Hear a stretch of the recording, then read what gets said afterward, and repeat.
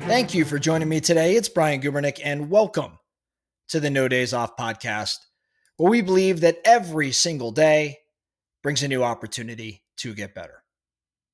I have been on a Jocko Willink kick as of late. I'm sure you know who Jocko is, famed Navy SEAL, author, just an amazing, amazing guy, and someone who could teach us all a few things.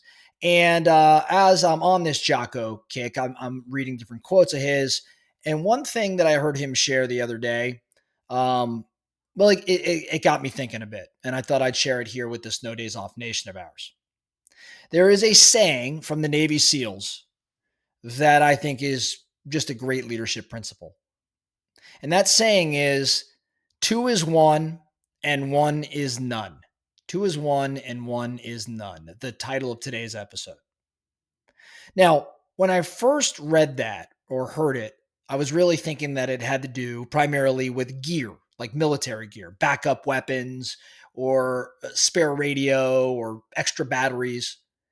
But the more I kind of sat with it and the more I thought about how it applied to my world, the more I realized that it's not actually about stuff. It's about how we think.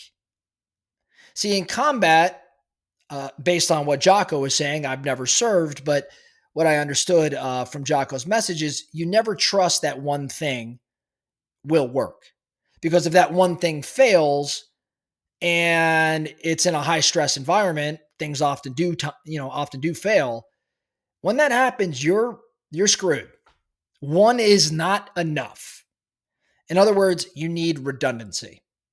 You need margin. You need to plan for contingencies, not because you're pessimistic, but because you're serious and stuff happens. So what does that have to do with business and with life and with leadership, our favorite topics here at No Days Off? I think it has everything to do with it. Let's start with business.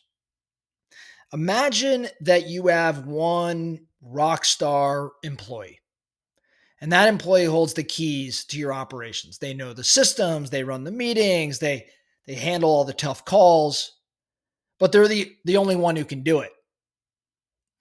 Guess what? Your business is not in a position of strength. You're actually pretty fragile. That's one is none. Make sense? Or if you had one lead source, maybe Facebook ads are working and they're feeding your funnel and you're feeling great, but you've built no backup or alternative. You've tested no other channels. You've developed no outbound plan or referral engine or nurture system.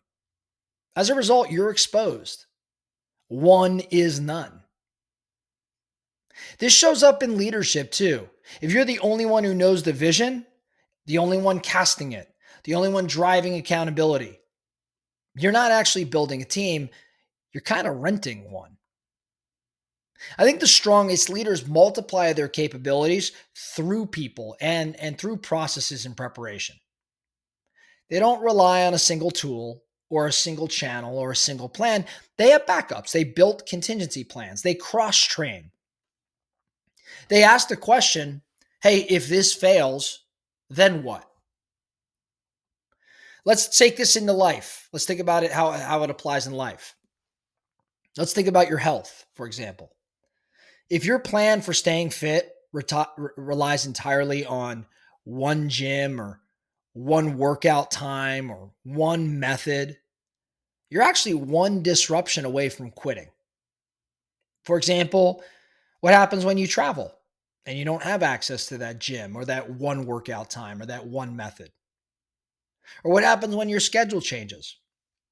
What happens when you get injured? Or think about your relationships. If the only time you connect with your significant other or your kids is during dinner, then what happens when dinner gets skipped or distracted or busy? Well, one is none. So here's the brutal truth. Life doesn't reward those who do the minimum. It rewards those who build margin. Those who prepare not just for when things go right, but for when they don't. So when we talk about resilience in people and in teams and in systems, I think it always comes back to this: asking the question, what happens when the plan breaks? Because eventually it will. And when it does, if you've only got one way out, you really have none. You have no way out. Great leaders are not paranoid, they are prepared. I would call it a healthy paranoia. Great leaders don't expect failure, they anticipate it. And I think because of that, they don't panic when it actually shows up because they've been thinking around it. They've built in the redundancies into their business. They've trained their team to step up. They've diversified their income or their strategies or their relationships. They've created layers of strength instead of single points of failure. So here's the challenge I have for you this week. Okay. I want you to identify one area of your life or your business where you only have one. For example, one source of leads, or one person who knows how to run a process, or one personal habit you rely on to stay grounded, or one system, one tool, one solution, any place where you have just one. And then I want you to ask yourself, if this failed tomorrow, what's my plan? If this failed tomorrow, what's my plan? Based on that, I then challenge you to take one small step towards building a second. Maybe it's training someone else. Maybe it's creating a backup. Maybe it's diversifying your inputs. Maybe it's simply adding margin.